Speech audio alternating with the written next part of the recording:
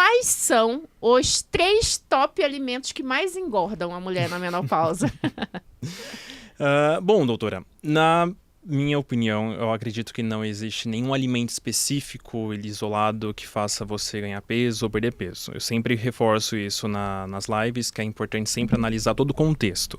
Esse contexto é a alimentação, hidratação, atividade física e o sono. Todos esses pilares sustentam uma vida saudável e acabam favorecendo no seu ganho ou na perda de peso, de modo geral. Ou seja, não existe um alimento específico, ou 1, 2, 3, que sejam vilões, ou outros que sejam mocinhos na questão de emagrecimento, né? Isso. Tem alguns alimentos que acabam potencializando e dificultando o processo de emagrecimento. Alimentos mais industrializados, ultraprocessados, bebida alcoólica. Isso acaba dificultando muito o processo, dependendo da quantidade e da frequência que a pessoa for consumir. Isso, e não assim, isoladamente. Até porque a gente já trabalha junto aí quase 2 anos, ou mais de 2 anos, por aí, quase né? 2 anos. Isso. E a gente tem ali um programa muito focado na alimentação sem neura. Que eu costumo falar muito, né? Que a alimentação, ela é muito social pra gente.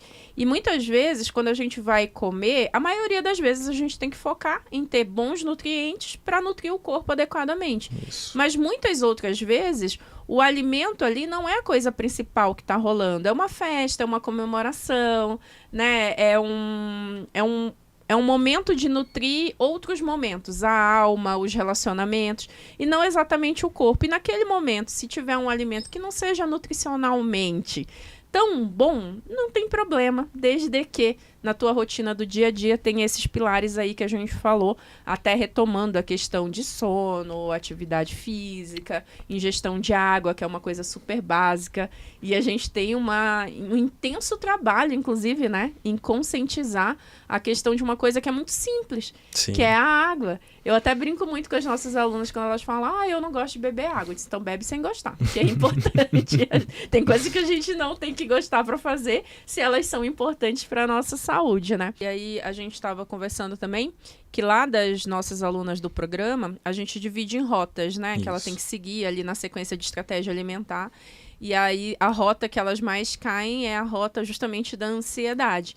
Porque a ansiedade primeiro que é muito frequente no nosso dia a dia e é uma coisa que não adianta a gente querer zerar a ansiedade, porque a ansiedade, inclusive, é um mecanismo de defesa do nosso corpo primitivo, sempre vai acontecer e ela é positiva, na verdade, quando ela vem para te salvar de uma situação de perigo. Sim. Ela fica negativo quando eu paraliso a minha vida em relação a essa questão, a esses pensamentos ansiosos. Eu não faço o que tem que ser feito com medo de acontecer alguma coisa, de alguma consequência. Ou então eu fico tão preocupada em fazer tudo muito certo e acaba não fazendo nada. Enfim, tem várias questões aí relacionadas à ansiedade. Mas a gente usa lá uma estratégia alimentar de alimentação anti-ansiedade. E justamente são alimentos com essa característica funcional que vão melhorar a questão química no Sim. nosso cérebro, no nosso corpo, liberação de neurotransmissores, né, de bem-estar, de prazer, de recompensa, que é uma coisa importante ali na ansiedade, quando a pessoa está ansiosa, de alguma forma ela quer se recompensar, e às vezes ela busca essa recompensa numa alimentação errada, que a gente falou aqui, no excesso, não é? Isso. De alimentos potencialmente inflamatórios, que são, a gente fala muito isso de inflamação, a capacidade que o alimento tem de causar inflamação no corpo.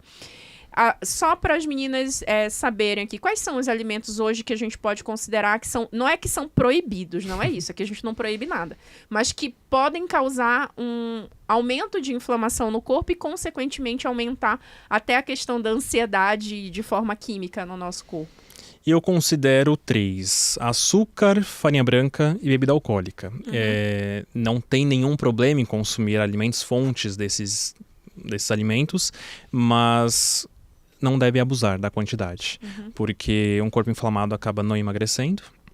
Então, o ideal seria tentar trabalhar com estratégias, com alimentos que geram, que tenham uma função anti-inflamatória em pessoas que buscam emagrecimento. Sim.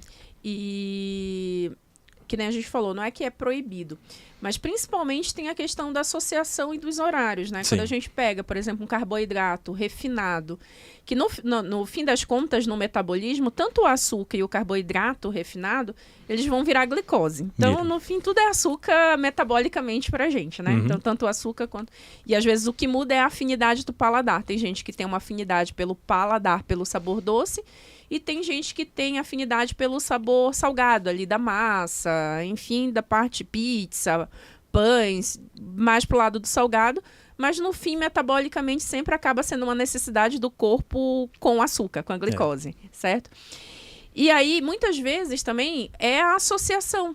Ah, você vai comer um pão francês sozinho no café da manhã, metabolicamente ele vai entrar muito rápido esse açúcar no teu sangue. Sim. Mas se o pão francês ele é importante para você, você gosta daquele pão quentinho, padaria, manteiguinha derretendo, é uma delícia, né? Mas aí o que a gente tem que fazer? Muitas vezes é só associar, né?